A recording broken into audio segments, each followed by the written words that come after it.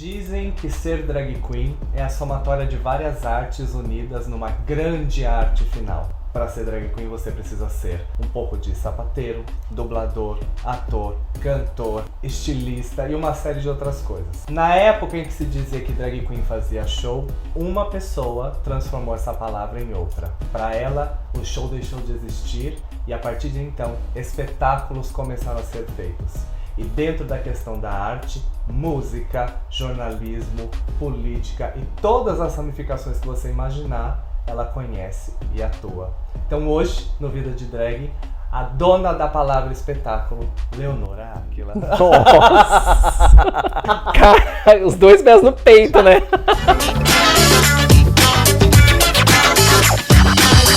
Já tá com o olho marejado. Eu não sou besta, já vem até sem filho. Não é à toa que eu sou fã dessa pessoa. O meu útero não me engana. Né? Quando eu bati o olho no Ícaro, anos atrás, eu falei, essa pessoa me representa demais. Temos algo muito em comum ali. Sabe tocar na ferida certa, tem um espírito, é gente de luz, né, gente? Então... Amém. Ai, já até perdi o fôlego na entrada do negócio, vida.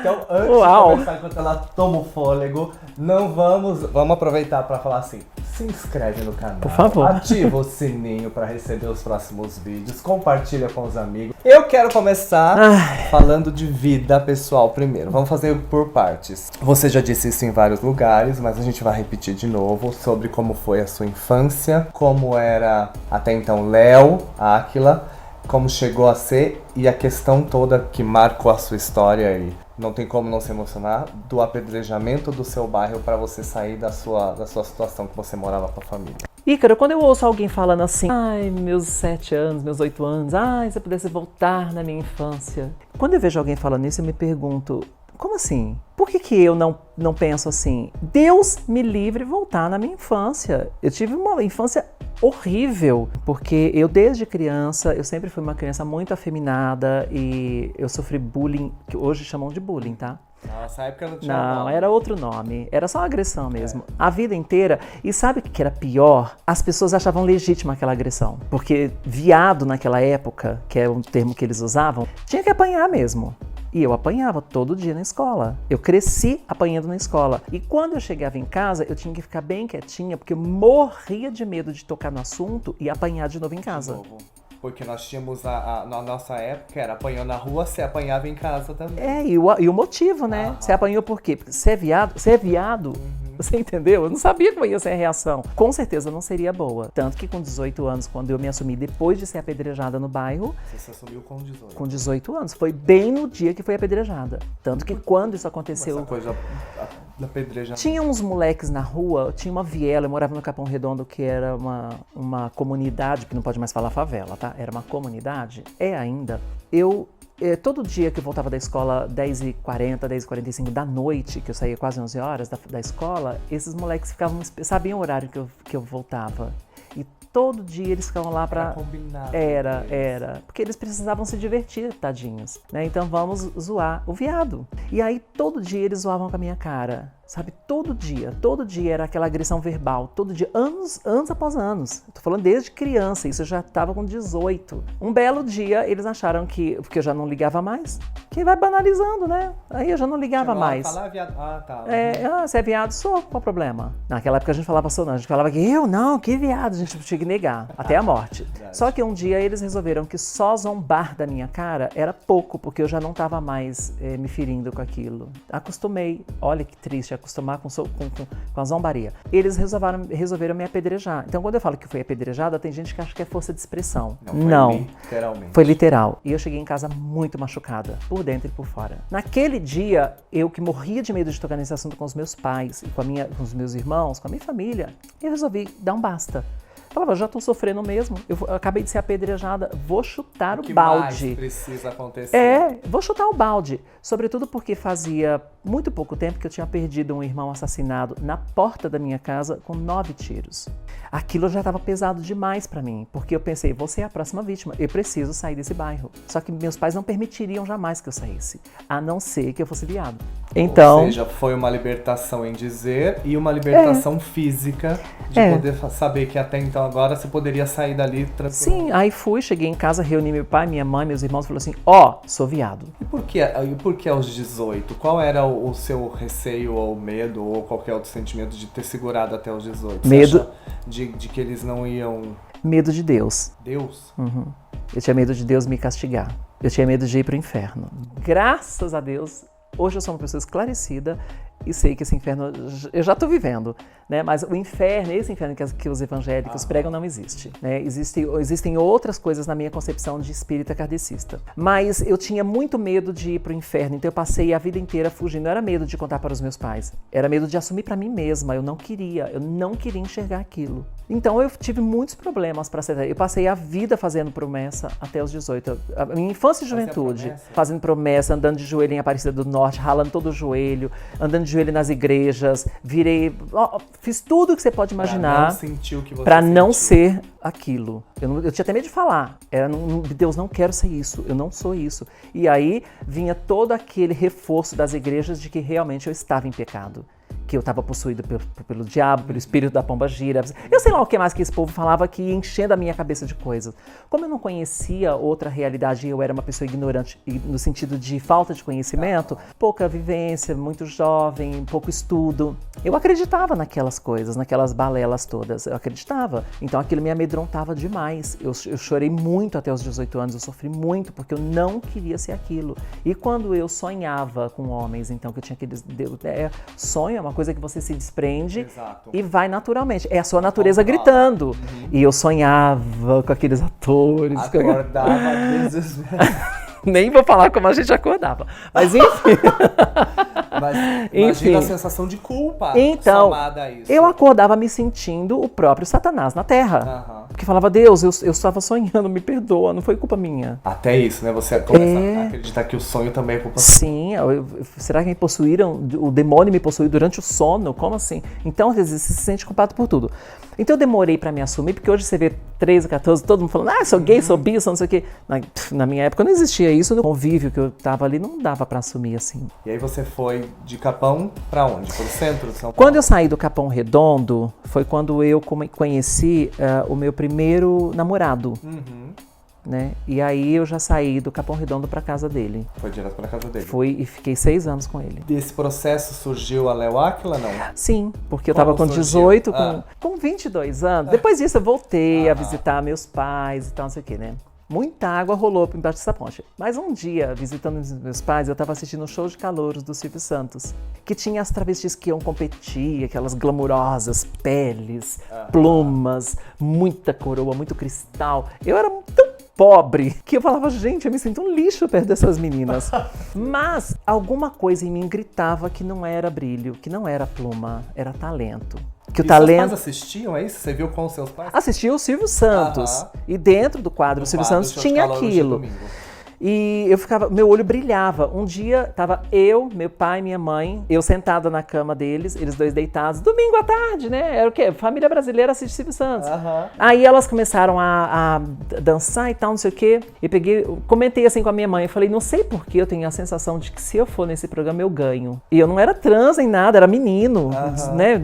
De 20 anos, 21 anos e tal. Aí minha mãe falou assim pra mim, isso é coisa de... Não foi viado que ela usou, porque ela já sabia que eu era de travesti, de prostituta. Eu não lembro o que foi. Foi um termo bem pejorativo que ela usou pra me desencorajar. Eu falei pra ela, não, essas pessoas são artistas e se eu for, eu vou como ator transformista. Eu vou como ator, porque eu já fazia teatro. Então eu vou como ator, é uma personagem. Eu vi aquilo como personagem. Show, não tem nada a ver, né, na minha cabeça. De fato é isso até hoje, né? São grandes artistas. Aí um dia, eu fiquei com aquilo na cabeça. Eu acho que eu vou nesse lugar, porque o sonho de todo transformista na época era ganhar aquilo. Aí eu fui e me inscrevi, liguei no SBT, fui no orelhão, comprei ficha, fui no SBT, fiquei... Você não sabe o que é isso, fui no orelhão, comprar uma coisa de ficha e ficar lá. E ficar horas esperando e a ficha caindo, e eu contando quantas fichas tem. Falei, meu Deus, não vai dar tempo. Quantas fichas tem? E aí? Aí, liguei no SBT, uma produtora chamada Ivonete, eu lembro até hoje, gratidão total por ela também, chamada Ivonete, me atendeu e falou assim, ó, então vem aqui amanhã fazer um teste, que tinha que fazer teste para participar. E eu era magrinho, narigudo, feio, horroroso, enfim. Aí fui lá, fiz o teste, na mesma semana, e fiz uma música todo pintado de prata, assim, de bonequinha, de Chanelzinho, dublando I Will Survive. A vida cheia de coincidências.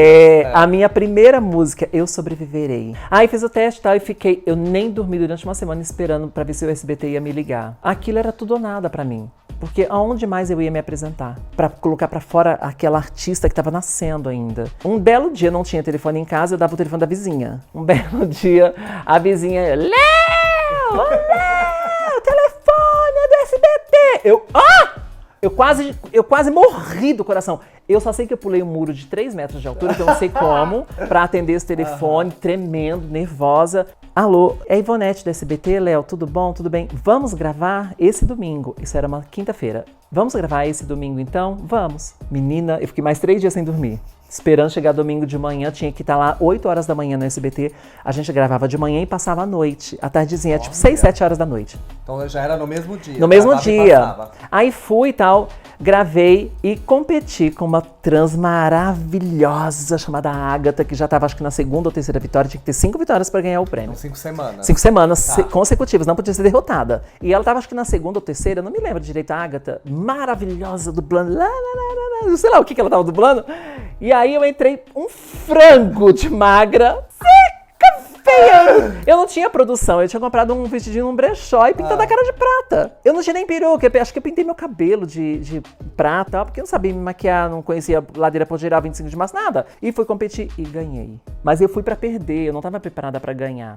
E depois eu tinha que ganhar as 5 semanas, porque aí eu alimentei o sonho de aquilo ser a porta aberta pra Léo Áquila, que o Brasil inteiro conheceria talvez um dia. Aí, na segunda vitória, eu já não tinha mais nada pra fazer, porque eu não tinha repertório. Eu só tinha aquele.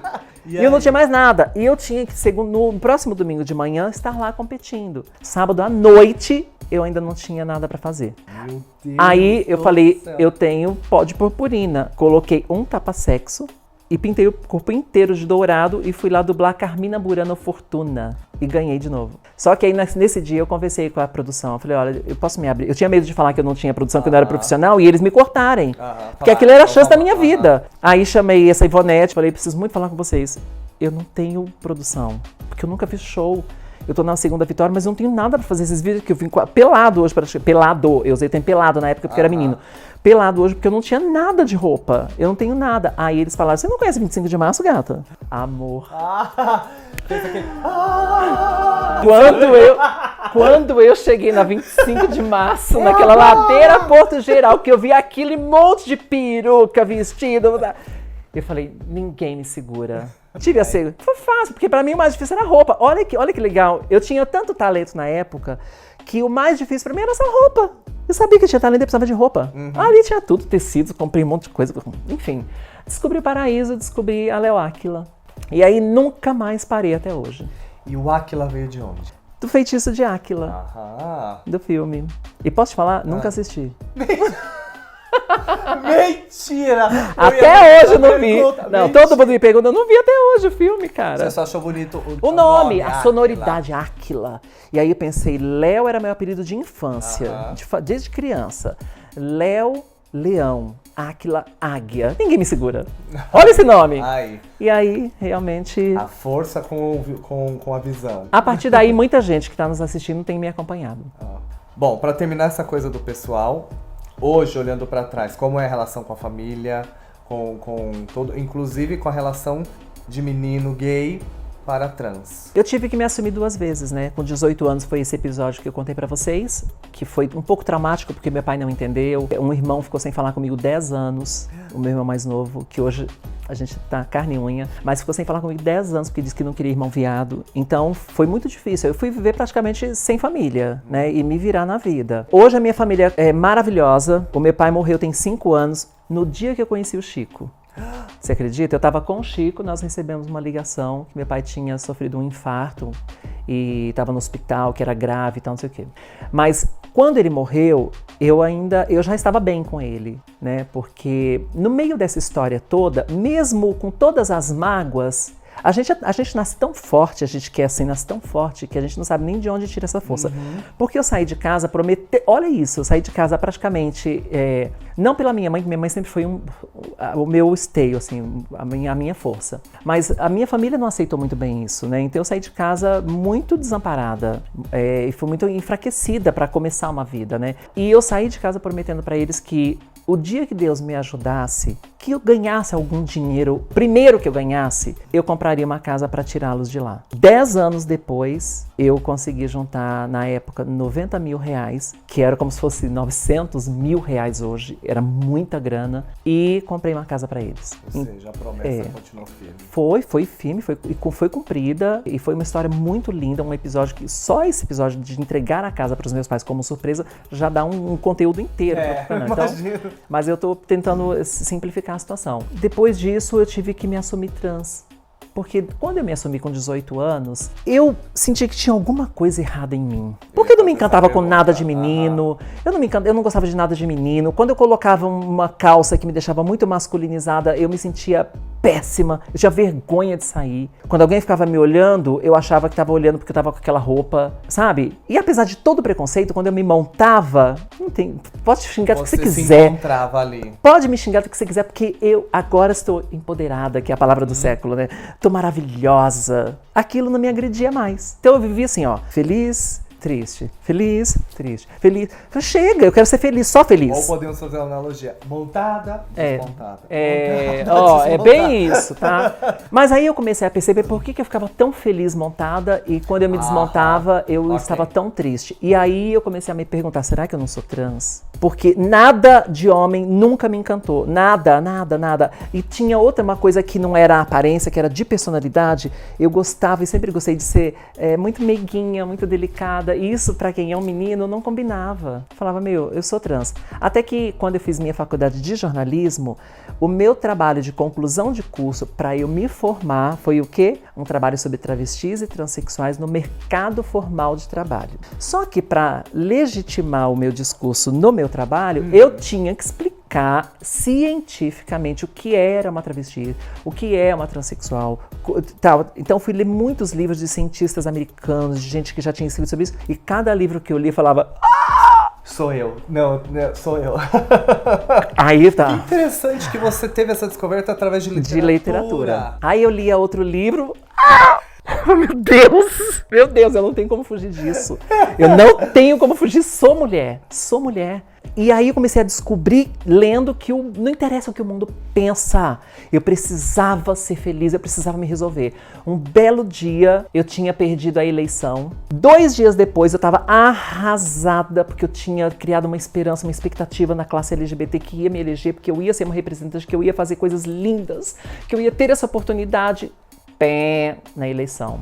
E aquilo me derrubou linda. Eu já vinha trazendo uma carga de tristeza muito grande com esse negócio de monta, desmonta, monta, desmonta. E já estava me formada e pensando, preciso ser feliz, eu sou aquele livro, eu sou aquela mulher daquele livro. 2 dias depois da eleição, eu falei, do nada assim, vou pro peito, chega. Agora eu vou ser feliz. Porque eu tinha medo também de me assumir e a classe LGBT me ignorar, me desprezar. E como foi? Foi quase isso.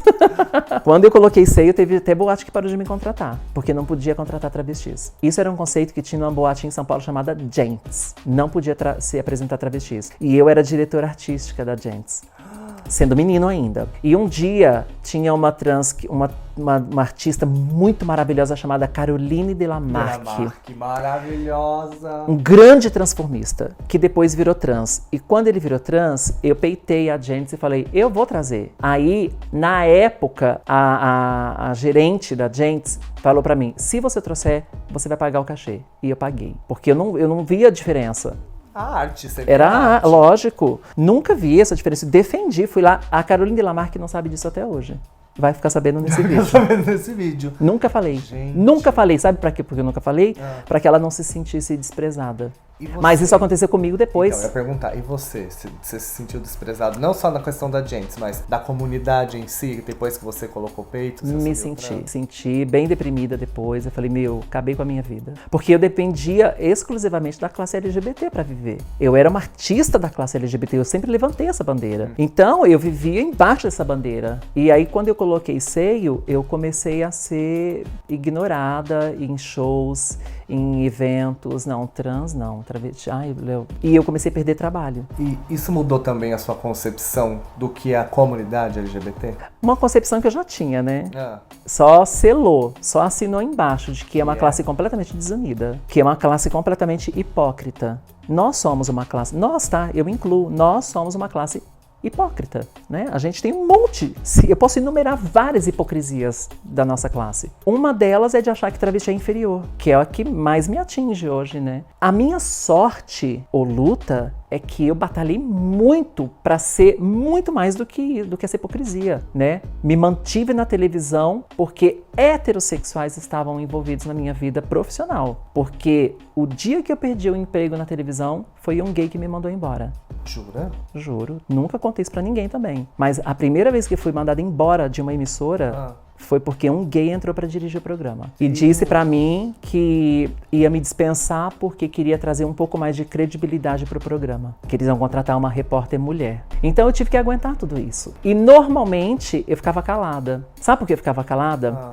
Porque eu tinha medo que esse mau exemplo servisse de exemplo para outras pessoas e outras pessoas fizessem isso comigo também. Começassem a demitir. Fizessem isso comigo e com outras trans, outros drags. Eu acho que também a gente vem de uma educação de que às vezes é melhor se calar, porque qualquer coisa que você fale é usado contra você neste tribunal, né? Sim.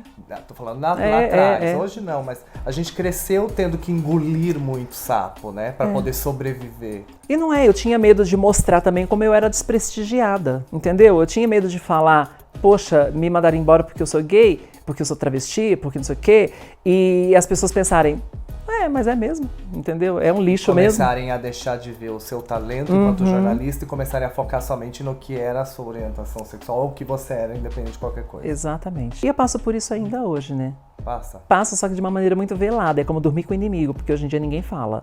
Só não te dão oportunidades. Também, né? E não te dão oportunidades e inventam qualquer desculpa. Não é o momento, vamos ver mais pra frente. Não fala. Você falou de muita luta. Eu quero relembrar aqui que muita gente não sabe, mas quando se fala em luta é porque você lutou mesmo. Mesmo na fase antes de ser trans, você já vendeu apartamento pra fazer show, já vendia o ingresso. A gente tava conversando sobre isso esses dias. Vendia ingresso nos semáforos e os próprios gays passavam de carro e davam risada. Como fala? Isso você precisa falar.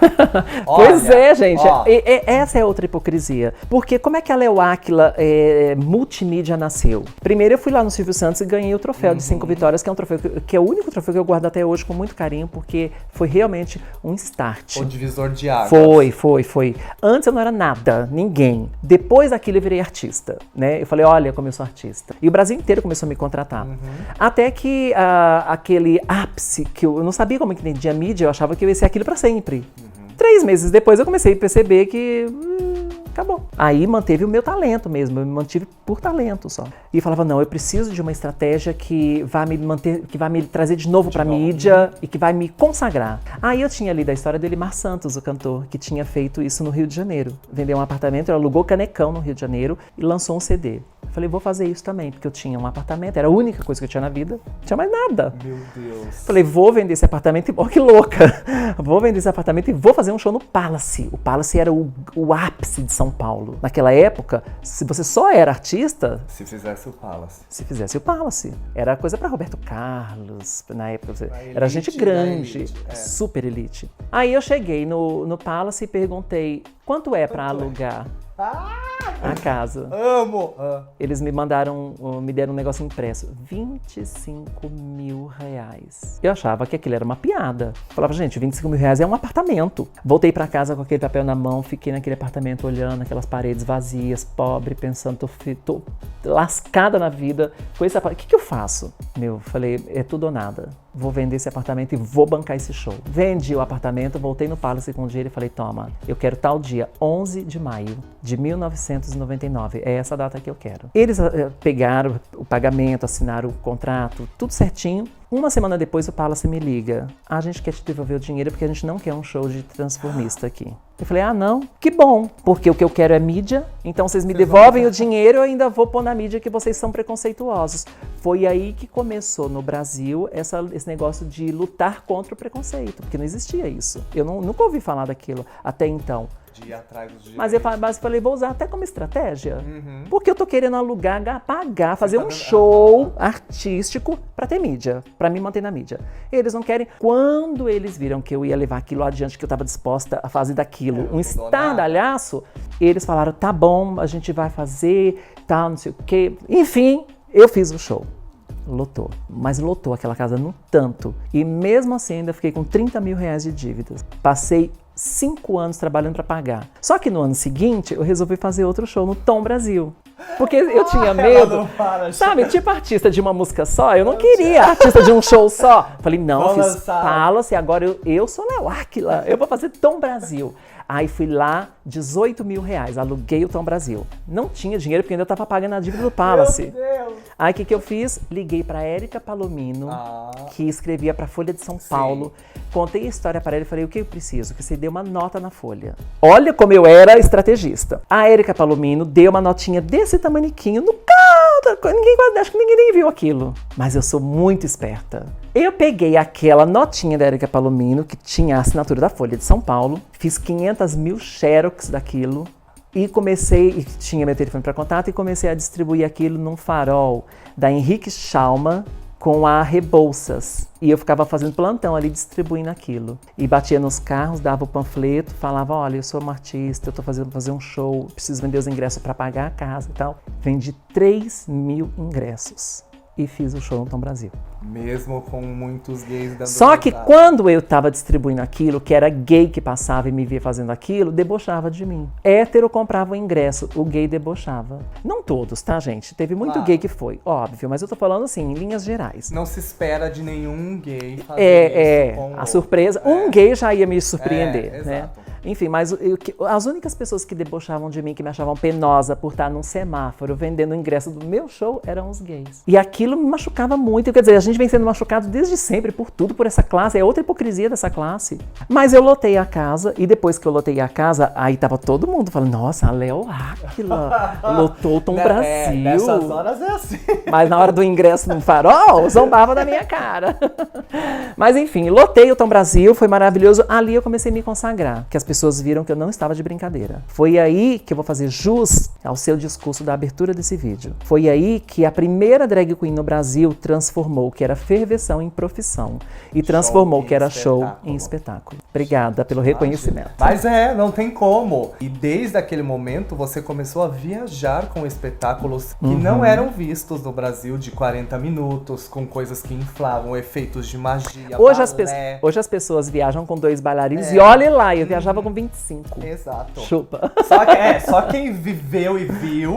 Tem alguns shows desses no YouTube, não tem uns Deve ter pedaços? algumas coisas tem, mas dos tempos áureos nem internet existia, então não tem muita coisa.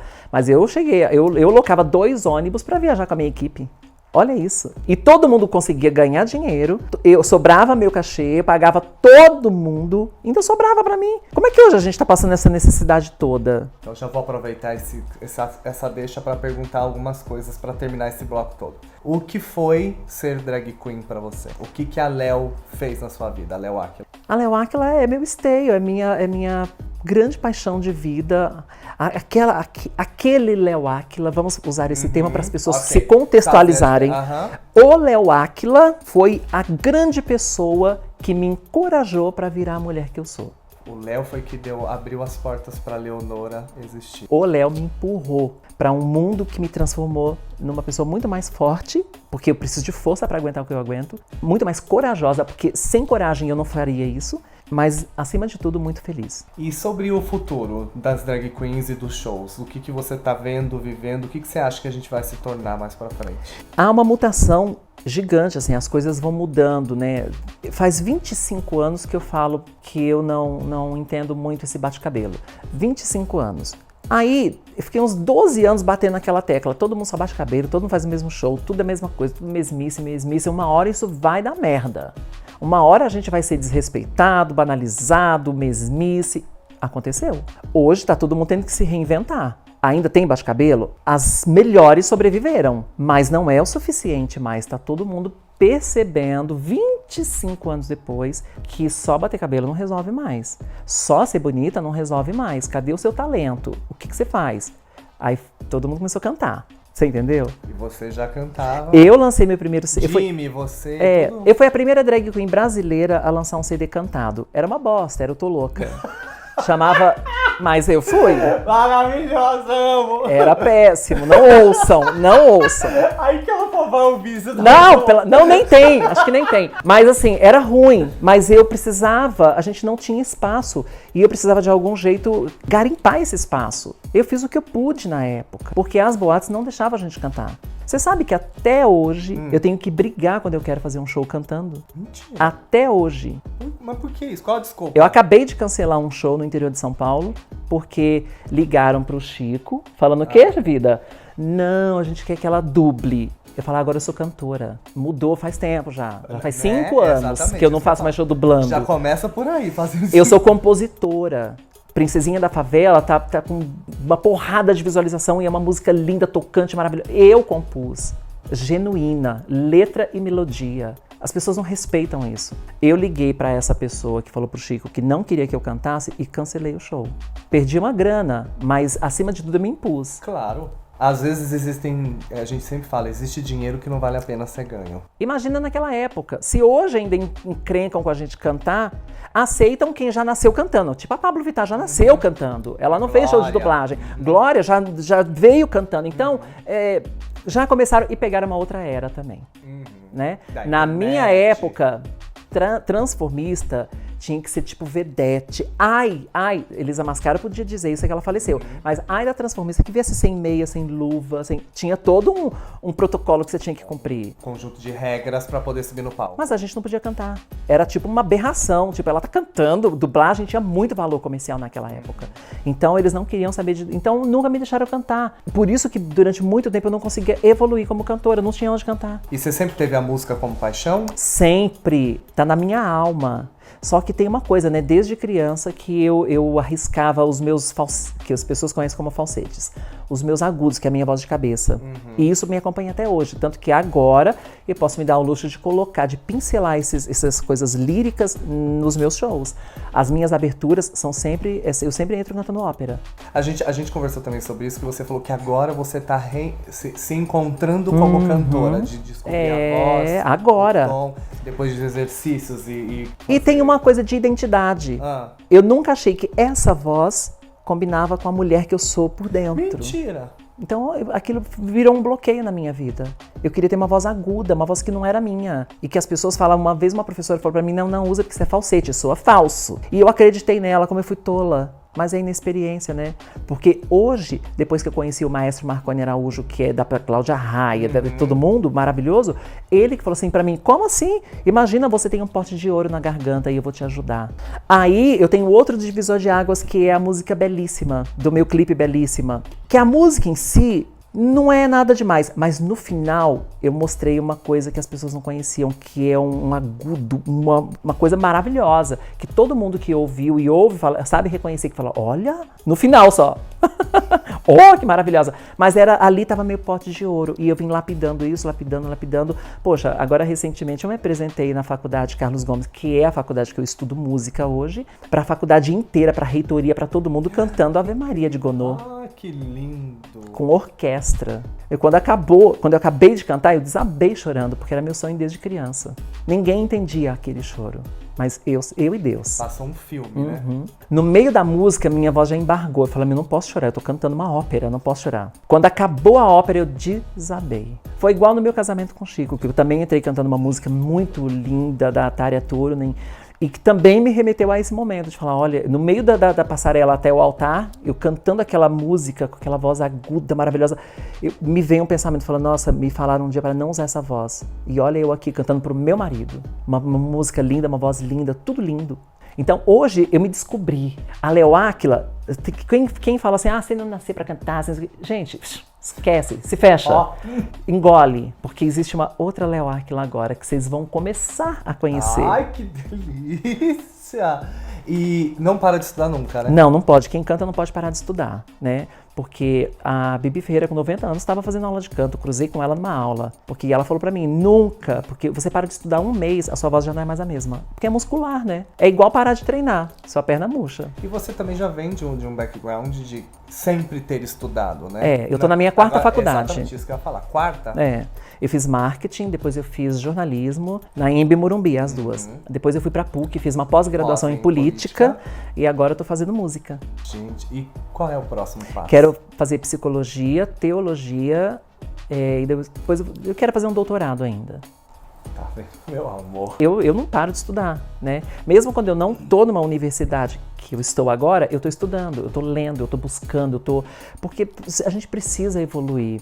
A única coisa que ninguém nunca vai tirar de você é essa emancipação, porque quando você deixa de ser ignorante, você cala a boca do planeta. Ninguém vai te iludir, ninguém vai mentir pra você, ninguém vai apontar pra você e falar assim, você não pode. Não posso? Posso. Aí quando você estuda, que você rompe aquela barreira, que você pega o seu diploma na mão, pensei que eu nunca ia ser jornalista, eu sou jornalista, formada. E trabalho com isso hoje. E eu cresci ouvindo dizer que eu não podia. Você acha que talvez a grande maioria dos LGBTs que continuam marginalizados, podemos dizer que eles acreditaram nessa voz que dizia você não pode? É a ignorância. A ignorância é uma bênção para quem é hipócrita, ridículo, para quem é preconceituoso, para quem é religioso, mal intencionado. Porque a maior arma de um político e de um religioso é a ignorância do povo. Não dê educação, porque você vai criar um monstro. Todo mundo já disse isso desde 1800. Se fala, eu li livros de 1860 que eles falam isso. Maquiavel em 1400 repetiu, não dê cultura ao povo, dê entretenimento. Por que você acha que nós somos o país do futebol? Ou e circo? Por que você acha que a gente adora novela? Nada contra, eu também gosto, mas você tem que ter novela e outras coisas, não só novela. Por que a gente adora saber e falar da vida dos outros ao invés de usar esse mesmo tempo para estudar e aprender algo novo todo dia? Porque nós somos condicionados, é cultural, nós somos condicionados a sermos ignorantes. Nós crescemos, nós somos um país rico, mas somos um país de pobres. Nós somos uma ilha de letrados num mar de analfabetos. E esse mar de analfabetos são pessoas que caíram no conto de que você não pode, você não deve, você não tem condições, você não. E que o máximo que você vai conseguir da vida é aquele pouco. E a gente se contenta com esse pouco, com essa esmola que nos é oferecida. Eu não me contentei, eu sou uma exceção. Você também. Opa! E aproveitando esse ensejo todo, você foi pelos caminhos da política. E como foi essa experiência? Uma vez na minha pós-graduação em política, um professor virou para mim e falou assim, o código não vota no código. Toma esse livro e lê. E era um livro de um pensador político francês de 1860. E ele falava isso nesse livro. Negro não vota em negro, mulher não vota em mulher, pobre não vota em pobre, gay não vota em gay. E isso aconteceu comigo. Porque eu sempre me candidatei defendendo a classe LGBT. Sim. As políticas LGBTs, essa bandeira LGBT. E eu me ferrei em todas as vezes. A única campanha que eu entendi isso, e pelo bem de todos da nossa classe, eu não fui atrás da classe LGBT, eu tive 30 mil votos. Foi a vez que eu fui mais votada. Porque aí eu fui atrás de quem? Do meu eleitor, que eu descobri na urna isso que é a mulher. É ela que olha pra mim e fala, você é maravilhosa, eu vou votar em você porque você é linda, você é inteligente, você é um escândalo. Que a mulher hoje, com tudo que ela também vive, tenha uma empatia maior pelas histórias diferentes. E não tem recalque com a gente. A mulher olha pra mim e fala, quanto mais bonita você tiver, mais eu te amo. Gays e trans, e às vezes olha pra você e se você tiver muito bonita... É muito competitivo. Eu não sei, até vou fazer isso como pergunta. O que a gente precisa fazer para mudar essa comunidade? O que falta? Porque às vezes eu acho que está tão enraizado que vai demorar muito tempo ainda para a gente ver uma melhora palpável. Daqui 500 anos alguém vai estar sentado aqui, nós já não estaremos mais nesse plano, alguém vai estar sentado aqui discutindo a mesma coisa. Porque isso não é uma coisa que a gente vai resolver em 500 anos de história, não vai. Contente-se em mudar o mundo ao seu redor. É a famosa corrente do bem. É a corrente do bem. Você tem que ser luz nesse mundo. E você que trabalha com a questão de um programa que também fala da vida alheia, eu vou falar de uma questão que a gente estava falando, que está muito em voga hoje, que o cancelamento habita entre nós. Já abemos cancelamento, tá aqui. Como lidar com isso? De onde você acha de onde surgem essas ideias? Pra onde vai? Não dá pra entender o que comem, como sobrevivem, como se reproduzem, porque como você vai cancelar uma pessoa que você não conhece, que não te prometeu nada, e você se acha no direito de falar, vou cancelar sua vida, vou cancelar. Como lidar com isso? Isso é mais do que falta de educação, isso é falta de sabedoria. E aí a internet deu voz a todo mundo, só que deu voz pra muita gente analfabeto de coração. Ai, ó, amo, vou usar isso. Analfabeto de coração. Não tô nem falando de cultura a gente tá falando de sentimento. É analfabeto, sabe, não tem sentimento, só não tem amor pra dar. Se você despeja ódio na internet é porque o seu coração tá cheio de ódio. Então, o problema da internet hoje é isso. Esse negócio de cancelar, não cancelar, é tudo falta de amor. Você sofre com comentários de ódio na internet? Muito, muito. Eu tenho uns haters que não me abandonam. Quando um hater fala assim pra mim, não se iluda, você é macho, você nunca vai ser uma mulher. Eu respondo pra ele, sabe que você tem razão? Porque pra ser o que eu sou, pra ser a mulher que eu sou, tem que ser muito macho, cara. Você tem razão, eu dou razão pra ele. Te acho feia, hoje eu também tô me achando. Gente, vamos cancelar essa agressão. Vamos cancelar o cancelamento. O cancelamento. Isso, cancela o cancelamento, porque a gente tem que dialogar. Nada de cancelar ninguém, para. Gente, eu vou interromper aqui, porque eu não sei se vocês estão percebendo, tem muito pano pra manga pra conversar, então a gente vai fazer parte 1 e parte 2. Então eu vou terminar a parte 1. Eu nem falei nada ainda. Tá vendo? Mas eu vou terminar te dando um presente. Oba, adoro presente. Todo mundo que vem aqui ganha um presente. Você vai ganhar um kit da Desenchar. Ai, que lindo. Pra você tomar. Vem um kit pra você tomar de chá de dia e um chá pra noite. Ai, vocês acertaram, porque eu amo chás. Eu tomo chá todo dia. Que bom. Então agora você vai ficar... É maravilhoso. Ai, que lindo. Obrigada, Desenchar. Tá vendo? Adorei.